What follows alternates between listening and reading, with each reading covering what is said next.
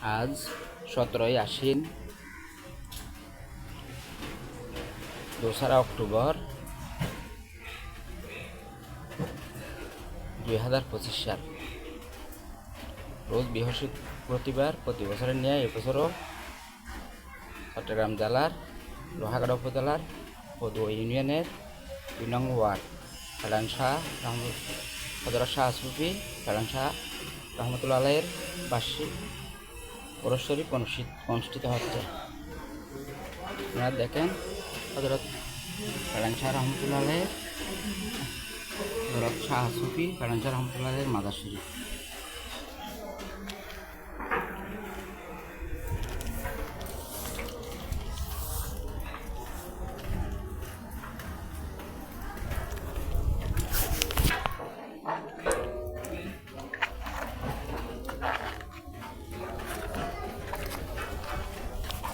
ওরস শরীফ উপলক্ষে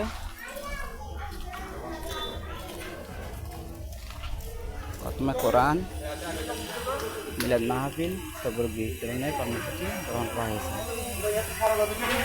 ওরস শরীফ উপলক্ষে আলোকসজ্জার ব্যবস্থা করা হয়েছে। দেখেন আশেপাশের এলাকা এখনো অনেক অনুন্নত। এখানে বহু আর্থিক সহায়তার প্রয়োজন রয়েছে।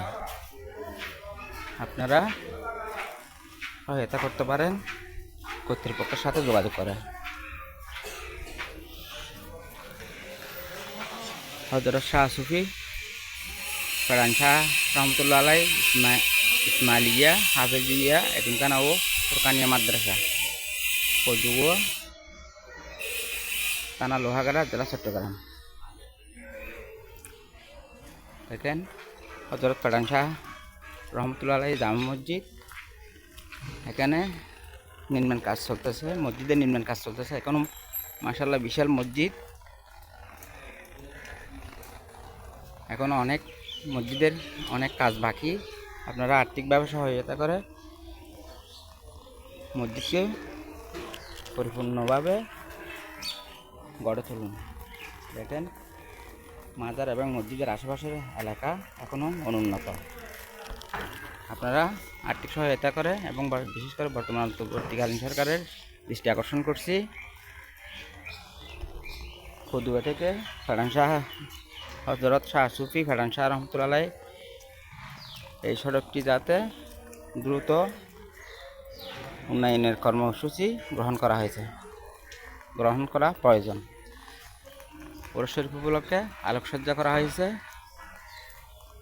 দেখেন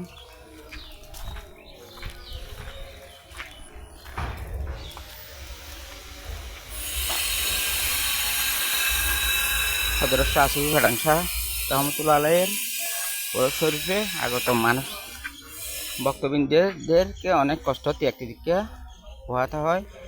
এলাকার রাস্তাঘাট অনেক অনুন্নত। আমি বর্তমান অন্তর্বর্তীকালীন সরকারের দৃষ্টি আকর্ষণ করছি, অন্ততপক্ষে পদুয়া গেট থেকে ফেলান শাহ হযরত শাহ সুফি ফেলান শাহ রহমতুল্লাহ আলাইহির মাজার পর্যন্ত রাস্তাটির কাজ দ্রুত বাস্তবায়ন করা হোক। মসজিদের এখনো অনেক কাজ বাকি আছে। মসজিদের উন্নয়ন কাজ চলতেছে। আপনারা মুক্ত হস্তে দান করে দিন এবং দোজাহানে নেকি হাসিল করুন। দেখেন আপনারা হযরত শাহ সুফি ফেলান শাহ রহমতুল্লাহ আলাইহির ওরস শরীফ উপলক্ষে গ্রাম্য মেলা বসেছে। আজ সকাল থেকে ভারী বৃষ্টির কারণে এখনো পর্যন্ত দোকানদাররা দোকান সাজিয়ে বসতে পারেনি।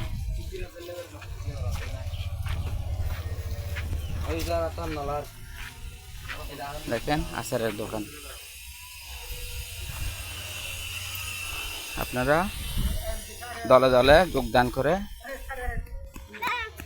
হযরত শাহ সুফি ফেলান শাহ রহমতুল্লাহ আলাইহির ওরস শরীফে যোগদান করে দিন এবং দুজাহানের নেকি হাসিল করুন এবং সাথে সাথে সুচ্চার কণ্ঠে আওয়াজ তুলুন, নারে তাকবীর, আল্লাহু আকবার, নারে রিসালাত ইয়া রাসূলুল্লাহ, নারে গৌসিয়া ইয়া গৌসুল আজম দস্তগীর। আমি বর্তমান অন্তর্বর্তীকালীন সরকারের দৃষ্টি আকর্ষণ করছি, পদুয়া ফেলান শাহ গেট থেকে অন্ততপক্ষে হযরত শাহ সুফি ফেরান শাহ রহমতুল্লাহ আলাইহির মাজার পর্যন্ত রাস্তাটি যাতে দ্রুত উন্নয়ন কর্মসূচি গ্রহণ ও বাস্তবায়ন করা হয়, এই আশাবাদ ব্যক্ত করে আমি আমার সংক্ষিপ্ত বক্তব্য শেষ করছি। ওমা তৌফিক ইল্লা বিল্লাহ। আসসালামু আলাইকুম ওয়া রাহমাতুল্লাহি ওয়া বারাকাতুহু।